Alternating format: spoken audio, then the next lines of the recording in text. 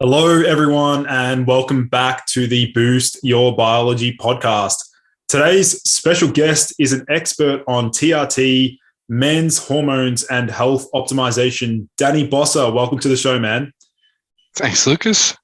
Nice introduction. So, Danny, my head get bigger, more bigger than it already is.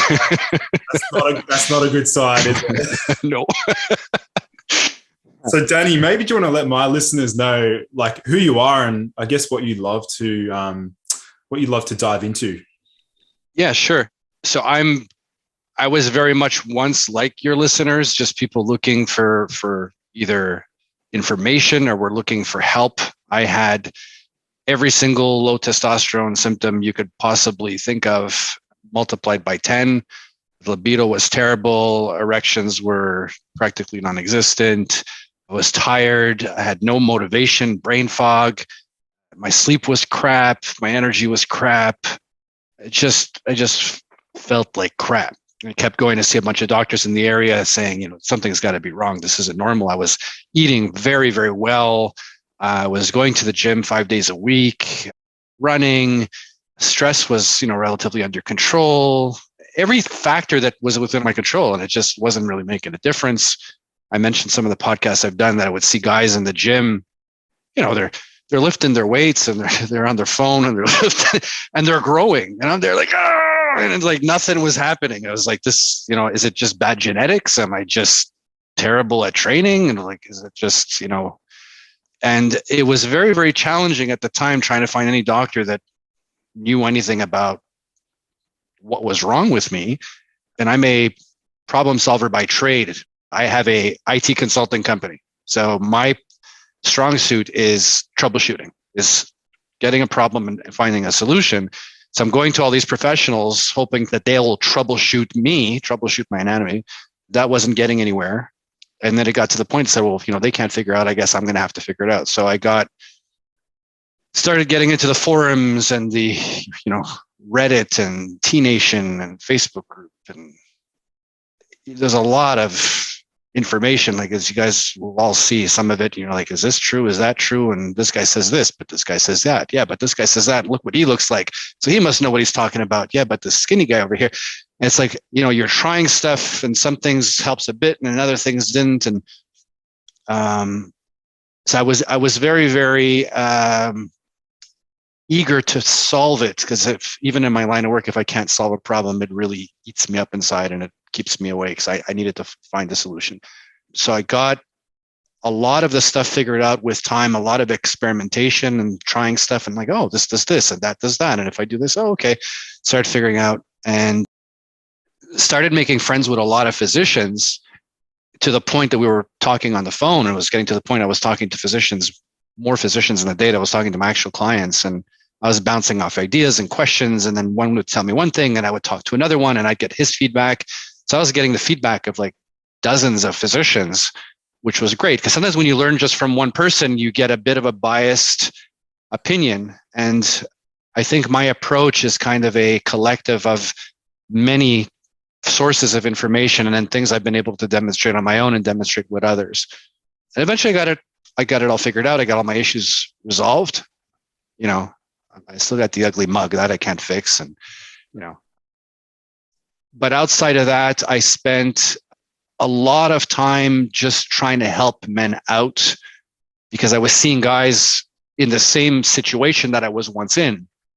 And I recall that situation like it was yesterday. I wouldn't wish that on my worst enemy. Like there's a couple of people on the planet that I really can't stand, and I still would not want them to go through what I was going through back then. So seeing all these men that are desperate for some kind of a help or a fix or a solution, I've spent a lot of my time now over the last couple of years just trying to help guys out as much as I can to get them pointed in the right direction. I've become somewhat notorious on the internet because if you Google my name, just Google my name and you'll see there's hate threads about me and stuff. The reason being is back when I was feeling the way that I was, there was so much bad information, things that I tried that made things worse. And when I see that bad information now, I imagine, John, who's symptomatic, trying to find the correct info. And some guy's telling him, oh, you need 3 milligrams of Arimidex, or your dose is too high, or you need to do this. And it's just going to mess him up. I just think of the times that I got that bad information and the impact, the negative impact it had on me. And it really was boiling my blood. So I, for lack of a better word, bitched out a lot of people, particularly last year. I've kind of calmed down on that front lately. And I'm probably going to make some kind of apology thread or something on Reddit, because maybe I went a little hard on some people. But I don't do this for a living. I don't do this to make money. I do the odd consult here and there at this point when guys they've tried everything out with their doctors. They're not really quite figuring out. They want some other ideas. We'll do like a 30-minute video call that I charge some money for. But outside of that, all the stuff in the Facebook groups and whatever I do for free and comments, I do videos on a YouTube channel called TRT and Hormone Optimization. It's all for free. So it's just a little passion, something that I was able to pick up, understand fairly in depth. And it's kind of my way of giving back to society. Some rich people will give money to a charity and others will go help out at their local soup kitchen.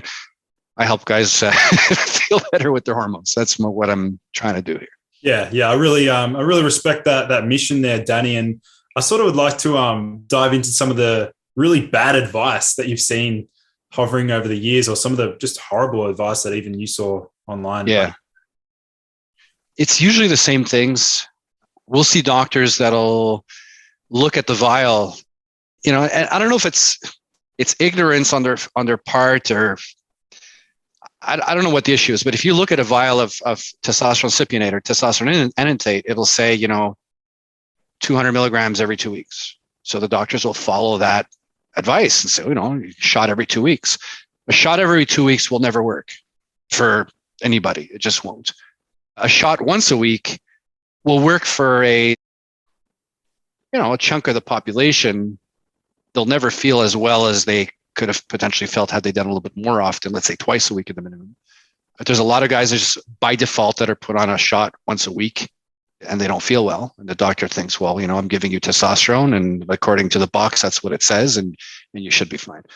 So the things that I'm seeing are administration that is not nearly as frequent enough as would be required to resolve symptoms. And we can touch on that after. What are the signs that would demonstrate that you might need to go a little more often? Doctors that are, for some unknown reason, afraid of testosterone. They go to see their doctor. Oh, I can't put you on too much. It causes cancer, it causes strokes, it causes heart attacks, it causes, they pull all these diseases out of their butts because they read some article on frickin' Newsweek that said, testosterone's now been associated with growing a third testicle. Like, they just come up with things that make no sense. And there's nothing in the literature to support it. So they're frequently underdosing men. I got a lot of doctors I've seen that'll, prescribe to patients 40 or 50 milligrams a week, claiming, well, that's all the human body makes. You can't compare endogenous, your natural production, with taking an exogenous source, from injection or cream or whatever else. You can't compare the two. So just say, body makes 5 to 7 or 8 milligrams a day, therefore times 7, I should take 40 milligrams a week. I mean, if you think that's correct, take 40 milligrams a week and let me know how it works out for you. It's not going to work. Most doctors very fearful of anything having to do with estrogen. They're looking at it like, well, we want you to be a man, you got to be male, so you have the testosterone. You don't want that, that women shit in your blood. The estrogen, that's for growing boobs and getting PMS symptoms and being emotional and crying when you see puppy dogs, and you don't want any of that. That's no good. We'll touch on that later. So yeah, frequency, underdosing, blocking estrogen, getting guys on a ton of different compounds right off the bat. Another one. Those would be like, I guess, my top 4 picks of things I see day after day after day. And another one, actually, probably most importantly at all, is, they take the labs and they look at it like, oh, your levels are here. Therefore, you're fine because your number here looks really nice. So you're fine. There's nothing wrong with you. The patient is sitting there like, yeah, but I feel like shit. I say, well, the number here says that you're not. So sorry. You'd figure in 2021, with the amount of guys going in for symptoms like this that doctors are going to eventually catch on to say, okay, whatever we're doing doesn't seem to be working. What should we do? And it just, I don't know what the reason is. I know I'm going off on a little bit of a rant here. But I don't know what the reason is. I don't know if it's, like I said, if it's ignorance or there's just so much lobbying and persuasion from the pharmaceutical companies. Like, don't prescribe tests. It's going to make them healthy. Just prescribe the Viagra and the Cialis and the antidepressants and the statins and prescribe all that stuff. I don't believe that the government and particular pharmaceutical companies want anybody healthy. A healthy population is not a profitable population. So yeah, guys wind up in Facebook groups that I'm an admin of asking questions because they're not getting any reliable information from anyone else. Yeah, cool. So maybe, Danny, did you want to explore the protective role, I guess, of androgens in regards to aging and general vitality? Yeah. So you look at teenagers as an example. If they're healthy and they're in reasonably good shape, they tend to look really, really good. The boys, the girls, doesn't really matter. Guys have some muscle tone. They can go to the gym. They train. They look good. Their skin looks amazing. Their eyes are bright. They got all this energy. They're limber. And then as you start aging and these hormones start dropping off, that's when some of this stuff starts to happen. So when you look at stuff like, prostate cancer, cardiovascular disease, maybe neurological issues like Alzheimer's or whatnot, this isn't stuff that happens when you're younger, right? This is stuff that happens later on as you age. And what they're beginning to figure out is that when these hormones start to drop off, that's when a lot of these issues occur. And when they replenish these hormones to something optimal, when I'm talking about optimal, I don't mean taking the amount a bodybuilder would take, just enough that you resolve any symptoms of low testosterone you have, it tends to mitigate a lot of these issues from happening. So there has been a lot of talk about, from people talking about, well, I've read that testosterone causes stroke and it causes heart attacks and it causes cancer and we don't see that. I've asked most of the doctors I know, like the people that are on TRT or even HRT in general, we'll just say HRT, as women take estradiol and they take progesterone and take a little bit of testosterone, men typically take testosterone. I said, have you seen any increases in some of these things? And they say, no, we see a decrease. And when I look in my own Facebook group, there was a guy that I won't mention his name, but saying that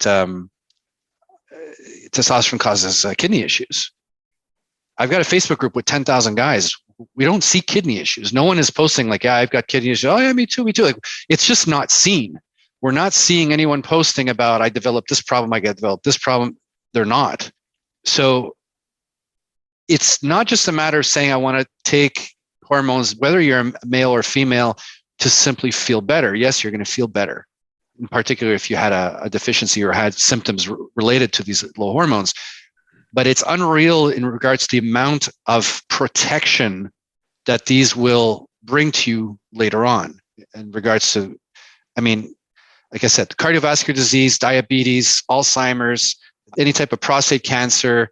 There's just so many of them that, it's protective of the brain. It's protective of the heart. It's protective of the cardiovascular system. It's protective of a lot of the internal organs. So you wind up with more muscle mass, which is better have a better quality of life. You wind up with less fat mass. And there are, the odd people that say, oh, I wouldn't take that. It's not good for you. And I read all this stuff. And I say to myself, okay, well, if you're now going to decide, am I going to get, let's say if you're a man, I'm going to get on testosterone or I'm not.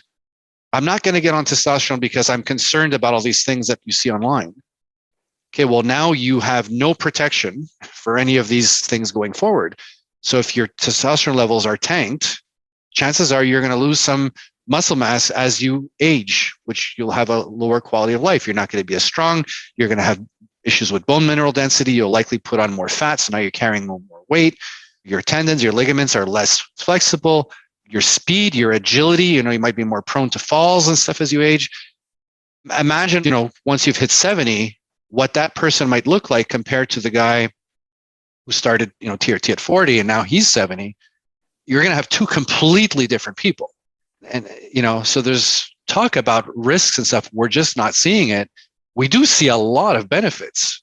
So for me, the risks are like, well, there's a risk if you take anything, really. I mean, you take Tylenol, apparently there's people that die of Tylenol every year. I choose to be the one that says, I'm going to resolve all these issues. I'm going to feel fantastic. I look at myself in the mirror, how I feel, my mental state, my libido, my energy. I can't see anyone telling me that testosterone has been harming me in any way. My blood work looks fantastic. And I've been reaping these benefits as time passes, and I'm rarely sick. I used to get sick at least 2-3 times a year prior to TRT. Now I get sick once every 3 years, once every 4 years. I'm never sick. So, and it's not just the testosterone itself, but also the estradiol that it converts to.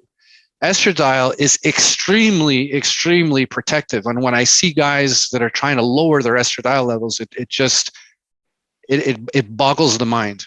We can touch later on about estradiol a little bit more detail, and I can explain why. I don't know if I sufficiently answered your question. I was telling Lucas offline because we had a quick issue. There was a power failure. We had to cut and we had to come back on. But sometimes I get a question and it's like, there's just so much to say. And I'm like, where do I start? Do I start here? Do I talk about it's sometimes very difficult to verbalize because you're just going to wind up touching on so many different subjects. So sorry if I'm not as focused or straight on that in that regard. Since you brought up Danny, since you're sort of segueing into some of the downstream metabolites of testosterone, maybe did you want to distinguish, maybe DHT and estradiol, or maybe outline, some of the pros and cons associated with those hormones and why we even have them? Yeah. So, okay, I'll touch on the DHT one first because it's shorter and simpler. And I can't call myself an expert on DHT. I don't know as much about DHT as I do about the other ones. DHT is a metabolite, as you said. We will concern ourselves if an individual is not creating enough of it. So if he's got very, very, very low DHT, that could cause issues with libido, as an example, even erections. We see that happen a lot. And even just mental focus and drive, some of those things. And then you have the guys that sometimes will have very high DHT levels where it could impact things like effects on the prostate a little bit. You can get a little large prostate for some guys, not for everyone. DHT will often accelerate hair loss if you're genetically prone to hair loss. So that can be a problem sometimes with some guys that they'll apply stuff like they'll take finasteride or they'll apply something to their hair to ensure they're not losing hair. In my case, I shave my head now. So this isn't, I'm not bald. I just totally shaved my head. Growing up, a full head of hair. Later on in life, it started thinning out. I started getting a little bit of that little patch, and I started cutting it shorter and shorter. And one day on a dare, I shaved my head, and my wife loved it, and I just kept it like that ever since. But did TRT accelerate the thinning? Well, it was already kind of thinning, and it may have sped it up a little bit. But again, I'm genetically prone. I look at my father, and my father's hair thinned out quite a bit. My grandfather was totally bald. My other grandfather was bald, so it was bound to happen regardless. I think a lot of people put a little bit too much emphasis on their hair. I don't think it's a good idea to control DHT simply based on you losing your hair. Will it help you retain hair? Sure. But blocking DHT, if you can just Google post-finasteride syndrome, a lot of people that block DHT for a long time can wind up with neurological issues and stuff. It's really not great. They come into our Facebook group, they can't have an erection anymore. They got very poor libido. So guys, don't put too much weight on your hair. I personally prefer to feel better and be healthy than go down that road. Mm. So now on regards to estradiol, that's something I know a lot more about. So estradiol in women is primarily created with the ovaries, right? So they have a gland, if you want to call it that creates the hormone. In men, we have testicles that create the majority of our testosterone. We have thyroid gland that creates the majority of our thyroid. We do not have a gland that creates estradiol. So there is some argument or some debate of if estradiol is even considered an endocrine hormone in men, because we don't make it directly from any particular gland. It has to be converted with the aromatase enzyme. Okay. So there's a little bit of back and forth, people saying what's an endocrine hormone, maybe not in men. So when you are measuring serum levels of testosterone, testosterone circulates through the serum, through your blood, through all different parts of your body, delivers it to the tissue, to the brain, to the bone, to organs, to everything. If you do a blood draw, you can measure the amount of testosterone in your serum. You can see exactly what's the total testosterone. You can get an idea of your free testosterone. And it's a fairly accurate measurement because testosterone is circulating through the blood. The testosterone then gets delivered to the tissue and then gets converted into estradiol in the tissue using the aromatase enzyme. What you see when you're measuring serum levels of estradiol is you are seeing just a little bit that leaks back into the serum. So that little bit that leaks back into the serum doesn't really give you an idea of how much is in the tissue. I like using analogies. I don't go into a ton of technical talk. As you can see, I'm very simple English. I like dumbing things down as much as possible. But the analogy I use all the time is, imagine you've got a swimming pool and the swimming pool is covered up and it's got a little hole and there's water leaking out. And you're desperately trying to figure out how much water is in the swimming pool because maybe it's a big concern. So you put a bucket by the hole and you go to sleep and you come back the next morning and there's 2 liters of water that dripped or leaked into your bucket, right? So how much is in the pool? You're calculating, okay, well, this much leaked into the bucket over a period of time. So the rate of leakage would be this much. And you do all this math and it's irrelevant because you're only measuring the amount that leaked out. There's no way for you to know how much is actually in the pool. Okay. So we're finding more and more that measuring estradiol levels in men is kind of pointless unless we suspect a deficiency. So for example, if a guy has, I use the American units. I know you guys use more PMOL and stuff, but actually I'll try not to use units at all for this, but let's say you're at higher than the clinical range. You're getting into super physiological territory. And then you look at your estradiol levels and they're like at the bottom of the range. That usually implies that you may have an aromatase deficiency. Your body is not able to create enough of it. And there's a lot of physicians that are actually prescribing exogenous estradiol to men to bring those levels up because the estradiol is what's providing a lot of the protection against some of the stuff we were discussing before, is a huge driver of libido, which most people don't even realize, and erections, is a huge driver of burning off of visceral fats. It's for bone mineral density. There are so many things that estradiol does.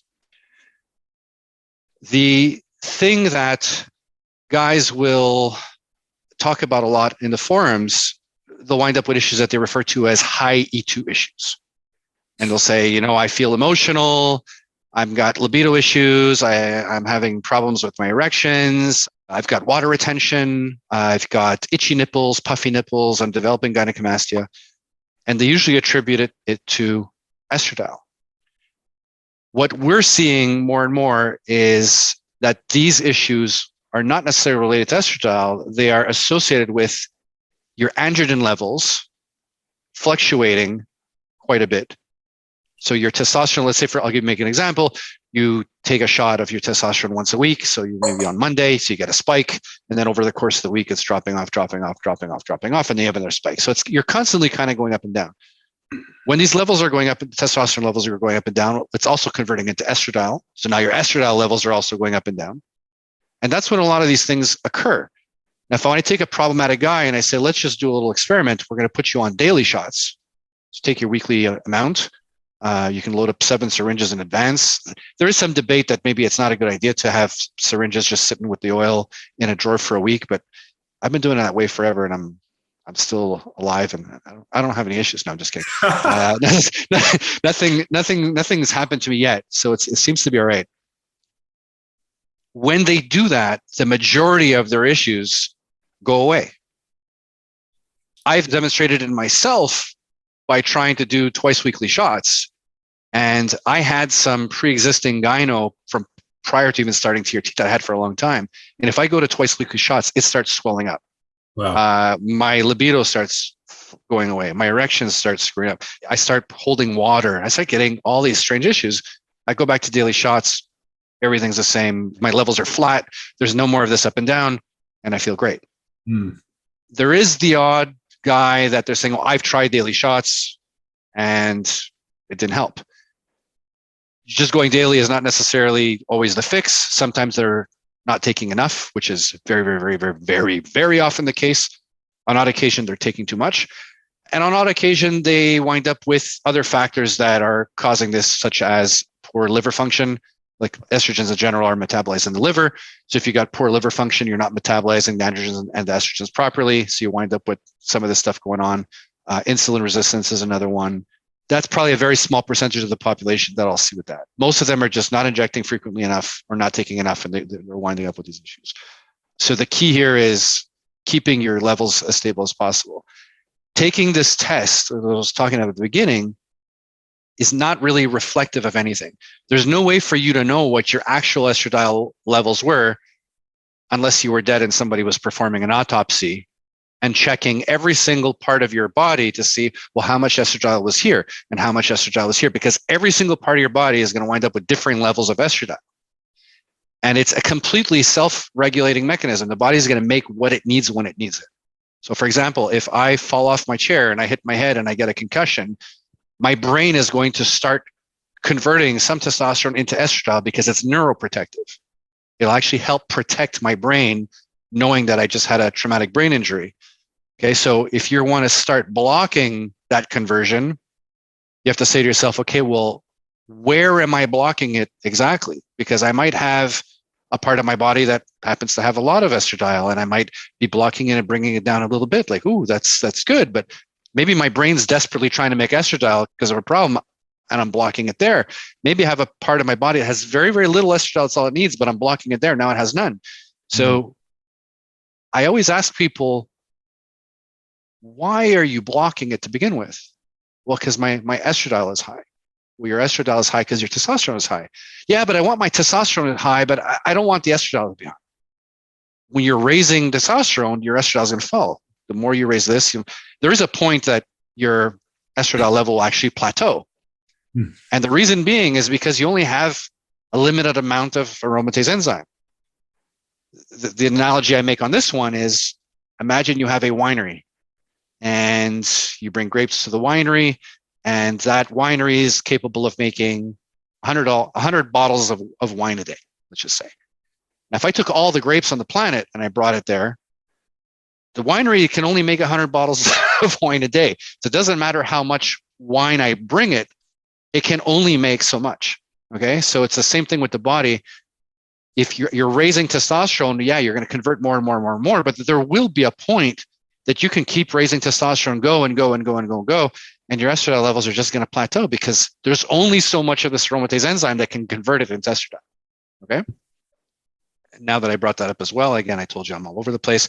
If you're raising testosterone up and up and up and up and up and up and up, and it gets to the point that estradiol stops, your ratio between the two is growing and growing and growing. We do have literature that supports that higher ratios between the two can be detrimental to your health. Right. Okay? So I see guys jacking up their testosterone levels like crazy, and then they're lowering the estradiol. So the testosterone on its own can cause some degree of stress, if you will, to the body, especially if you're taking a lot. Now, if you have the estradiol there to protect, everything kind of balances out. But now if you're going to raise the testosterone and you're going to lower the protective benefits of the estradiol, you're asking for problems there for sure. So again, everyone watching, and we were all taught that way. I was taught that way. Every single doctor that I deal with was taught that way. We were all ingrained and brainwashed with, if you got this issue, it's estrogen, it's estrogen, it's estrogen. And we've demonstrated over and over, like, well, if we do this, we're just fine. I did a video on the YouTube channel about how I fixed my gyno. And when I started TRT, I was taking once weekly injections. And my gyno was swelling up and swelling up. It must be the estradiol. I guess I need an AI. And I'm taking an aromatase inhibitor, trying to get my estrogen in that stupid bro science range that everyone talks about that's completely doesn't make any sense. And it wasn't helping at all. It was causing issues everywhere else.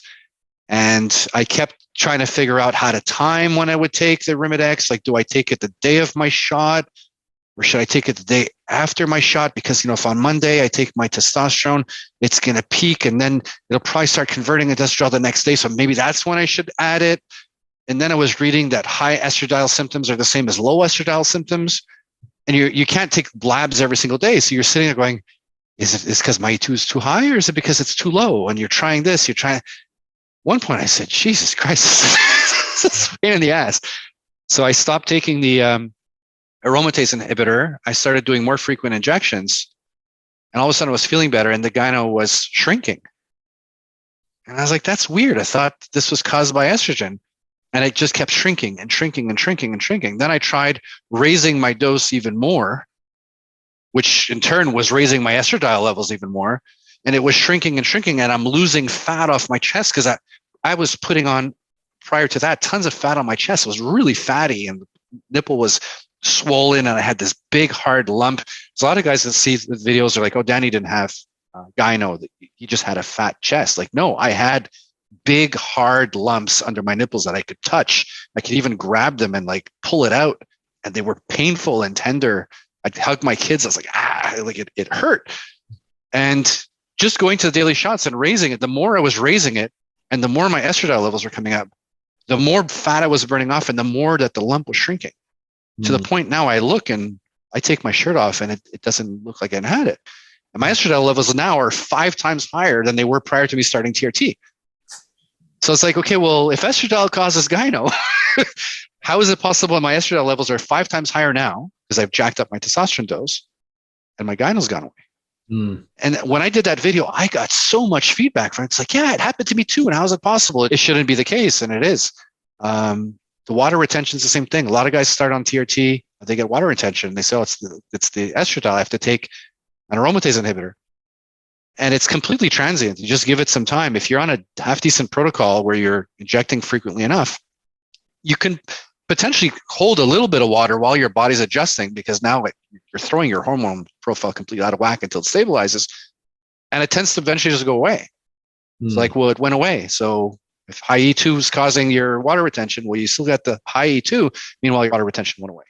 And for some guys, if it's taking a little bit too long, they can take a mild diuretic. It helps flush the water out of them, and it typically doesn't come back anyway. So that's now a non-concern. So the goal here, guys, is what I tell everybody. When you're running labs for anything, very, very often the ranges are important.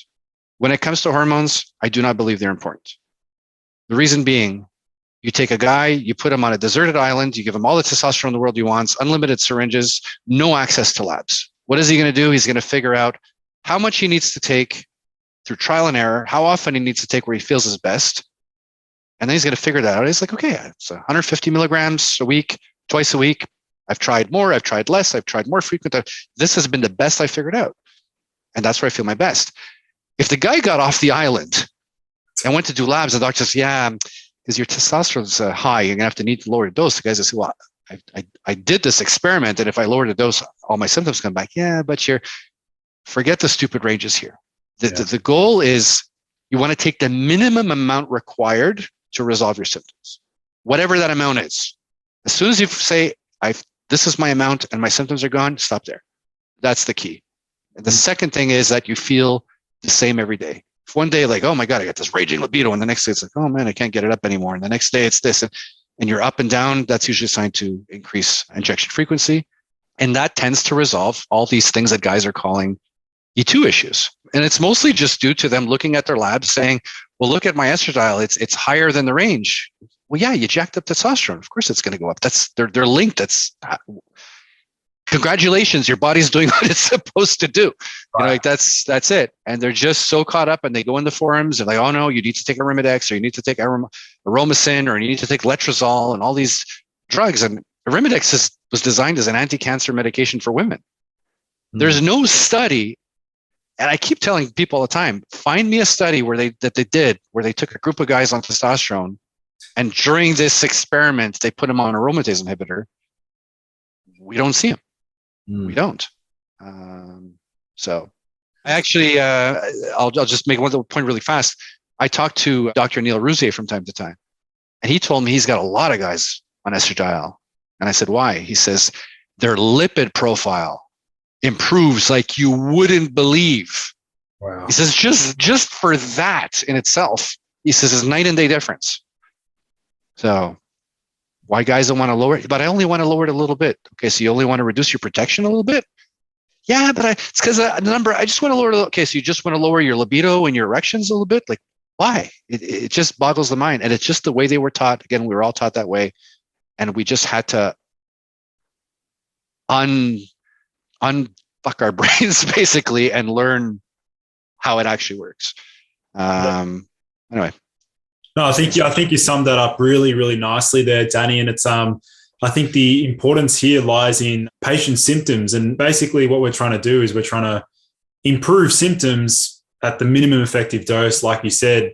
There's something else that sort of popped up in my mind, and that is route of administration. Now, I know we've mentioned injections, but did you want to just maybe touch on some of the other applications? Sure. So the tried, tested, and true gold standard was, and maybe always will be, injections. Okay. It's very, very rare that I see guys on injections on a proper protocol where they're like, it's just not working, and they switch to some other method and suddenly it's better. Except for some guys that don't create enough DHT. If they use the transscrotal cream, so it's basically a compounded testosterone cream, either a Versabase or anyways, there's another gel, not androgel, but it's a compounded gel. It's usually dosed 200 milligram per gram of cream. When applied to the scrotum, has an 8 times greater absorption than putting it anywhere else in the body. Okay, so a lot of doctors are telling people you want to apply the cream on your shoulders or on your chest or your forearms or the back of the knees, and they got all these weird spots.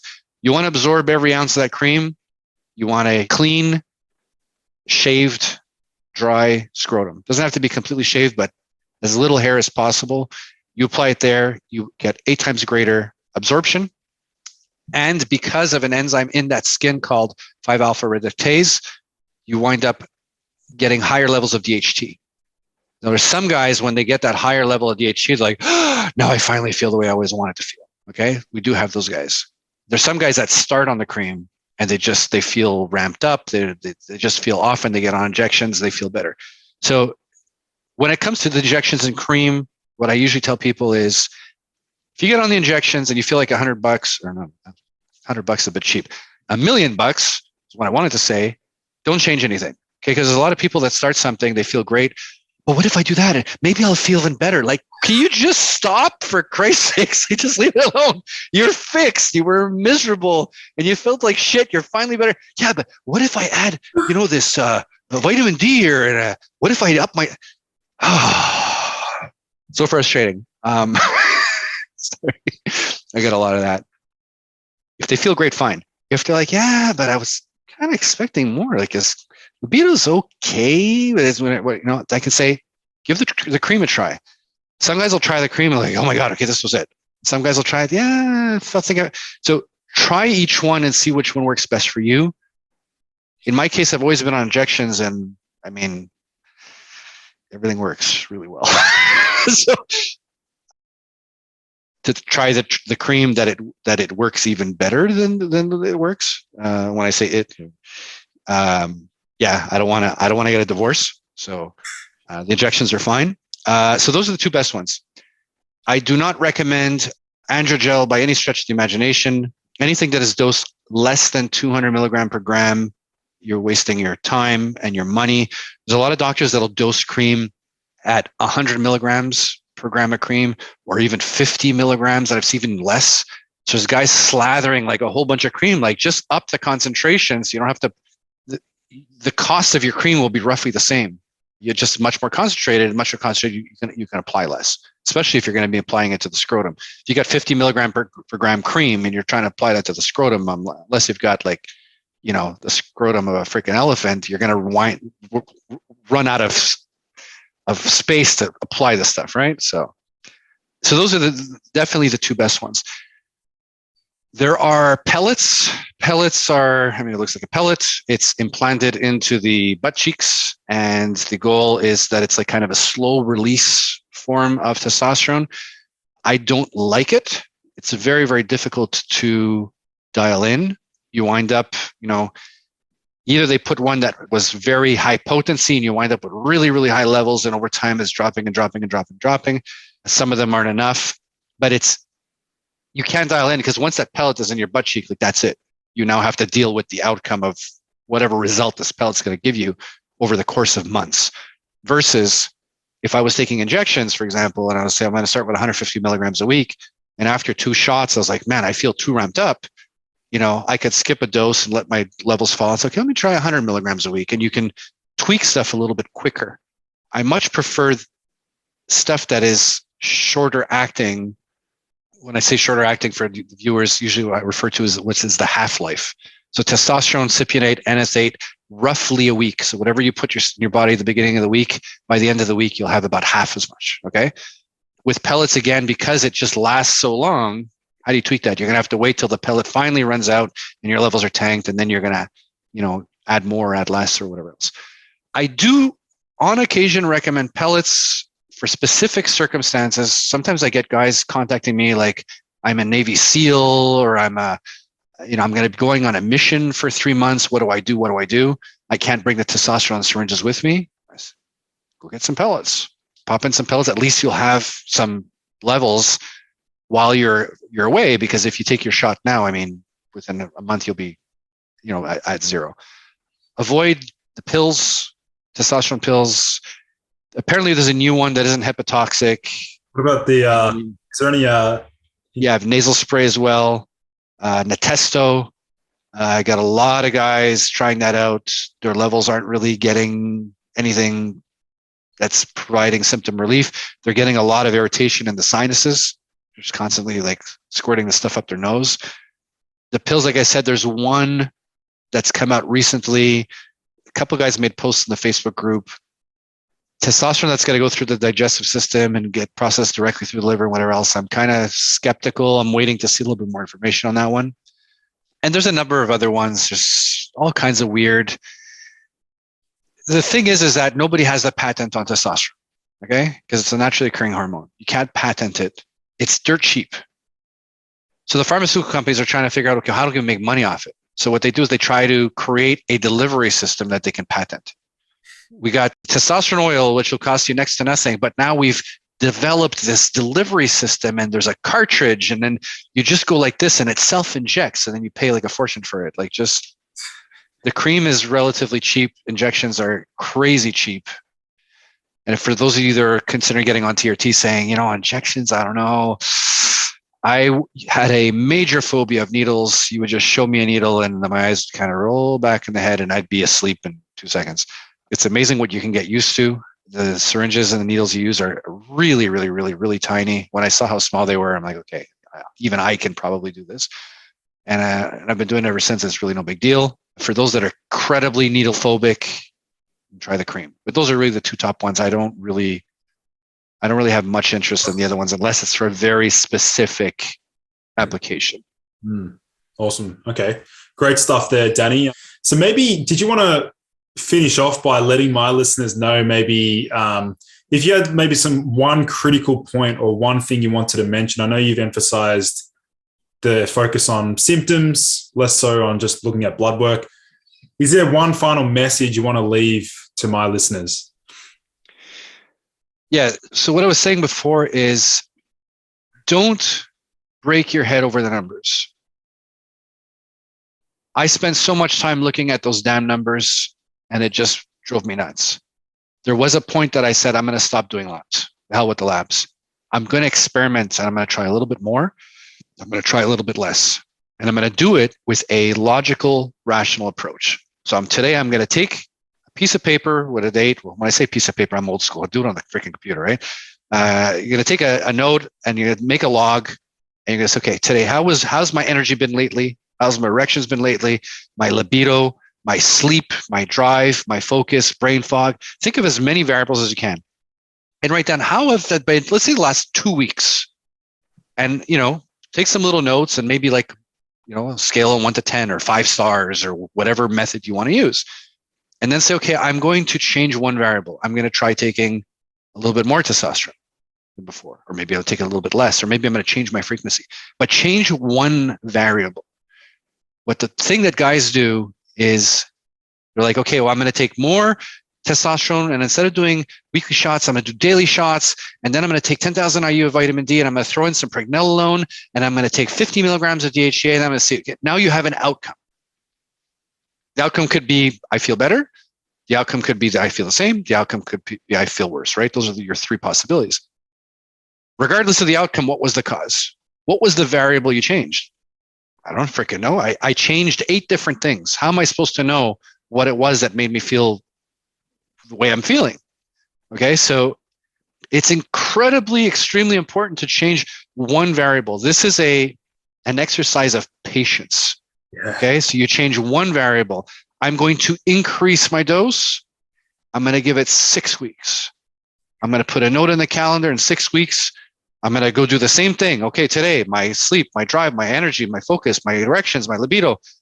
How have I been feeling? 1 to 5 stars or scale of 1 to 10? And then I'm going to take it and I'm going to grab my one from the last time and I'm going to compare. Which one was better?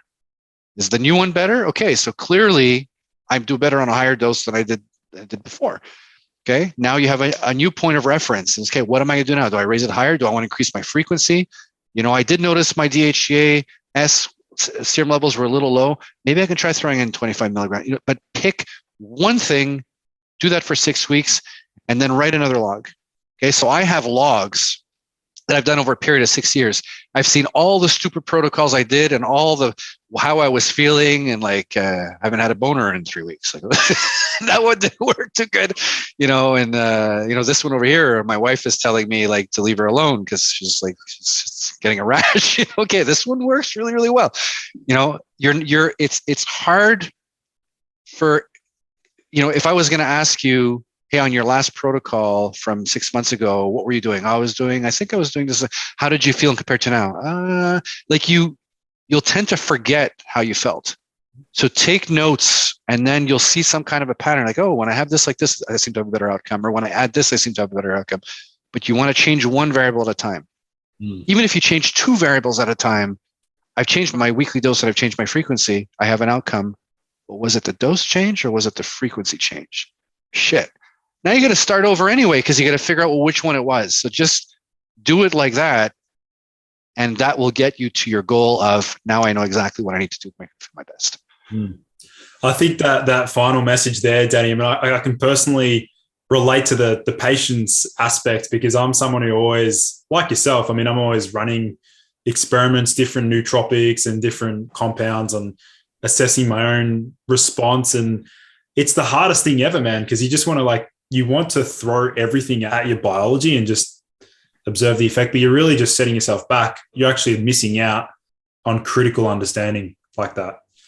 Well, it depends. Let's say for guys like us let's say us, I'm assuming you've kind of figured out what your ideal TRT dose is, let's say, at this point. WAS? Personally? Yeah, you. Yeah. I'm still a natty. You're a natty.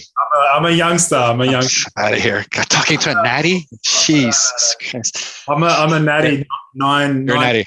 988 nanograms total natty. Oh, he's a good natty. He's a manly natty. I wish I was like you. 998 nanograms per deciliter? Nanograms, yeah. My free T is about 500. It's not bad, but my SHBG is very high. Very high. High as in over 100 high, or? My reference range goes up to 60, I think. Okay. 62. It's not high. Okay. It's on the verge, yeah. Okay. So are you doing anything to try to lower your SHBG, or? I tried things. I've tried a bunch of things, and really if I just boron, tried all that stuff. But if I manipulate things, if I try and even I went through a period of crushing estrogen, disaster. Not so much. Okay. Got it. I guess, so the point I was trying to make, I guess I'll have to relate to myself is I know what my ideal dose is. Yeah. I know what my ideal frequency is. I've got that figured out. So I can now experiment with stuff. Let me throw this in and if everything goes horribly wrong, I know I can just go back to this other thing I was doing before and I'll be sorted within, a week or two, and that's it. So once you figured out what your ideal protocol is, then you can start fooling around with the stuff. But until that time, I wouldn't recommend it. So. But my total testosterone was 227. Wow. And my free T was like in the single digits. Damn. In nanograms per deciliter. You were talking 500, so that's probably what, PMOL, I'm guessing? Yeah. So it was, low, very low. And people say, oh, it could have been lifestyle changes and exercise and food. Like I was doing all that stuff, all of it. And supplementing with vitamins and minerals and herbs. I tried everything. And there's just nothing to be done. Yeah. Yeah. So maybe, Danny, do you want to just let my listeners know where they can connect with you if they want to either work with you or join the Facebook groups? Let them know where they can connect. Sure. So I do work for a channel called TRT and Hormone Optimization. I've done videos there. There's a lot of physicians that have done videos there, medical professionals. There's, a ton of content on that channel strictly for TRT. There is a Facebook group with the exact same name, TRT and Hormone Optimization. If you're on Facebook, anybody can join. There's about 10,000 guys in there right now. I'm one of the admins. You can go and post and say, hey, I've done this, and what do you guys think? Or I'm feeling like this, and I've tried these things, what do you think? Or my doctor is telling me this, what do you think I should do? And here's my protocol. These are my symptoms. What do you think I should do? And like I was saying, there's a bunch of physicians in there. Sometimes they chime in. There's a lot of guys in there who really, really know their stuff. So, and we have a lot of moderators in there that are actively looking at the responses to make sure that nobody's giving some, bullshit answer to throw you off track. We're very, very picky about that. So it's a very good place to post questions and learn from other people's experience. For myself, it's not even really something I advertise much, but on the odd occasion, if the guy is, he's dealing with a doctor and him and his doctor just can't get stuff figured out, they'll sometimes contact me to say, here are all the things I've done, here are my labs. What would you do? I can sometimes make recommendations. We do this over a 30-minute video call. They still need to go to their doctor and say, hey, I've spoken to someone that knows a lot about the subject. His idea would be to try this. What do you think? If the doctor says yes, well, the doctor's putting his signature on the script. The doctor takes responsibility. So I'm kind of held harmless here. I'm just providing some ideas. I sometimes get guys from all over the world where they're in countries where you can just buy it at a, corner store basically, and they're self-medicating and they have no doctors to do it. And they're like, I can buy the stuff legally. It's totally, but I'm trying to figure out what I got to do. I help them out with that. I even get the odd doctor that calls me up. Sometimes there's a patient in their office like, look, we've tried everything. I don't know what to do. And silly enough, I was told that I'm not allowed to tell a doctor anything because I'm not a medical professional, and the doctor is not allowed to ask a non-medical professional for information. Apparently he loses license. So it does happen, but I can't ever say who it is because they're going to get in trouble, which is kind of silly. So if there's anybody that wanted to just bounce some ideas and just have someone look at their labs and they've been to a bunch of doctors and like not really getting anywhere, you can just shoot me off an email. So if you see at the bottom, my name is Danny Bossa. Everyone calls me Danny, but my real name is Daniel Bossa@hotmail.com. You can shoot an email there. All I basically do is I send a disclaimer for you to sign that makes you acknowledge that I'm not a medical professional. You just want to bounce some ideas off me, get some kind of recommendations. And we do it over a 30-minute video call. That's it. Awesome. Well, I'll be sure to leave that info in the show notes for those listening in. But Danny, thank you so much for coming on the show. No problem. Thanks for the invite. Appreciate it. A lot of fun. Awesome. All right.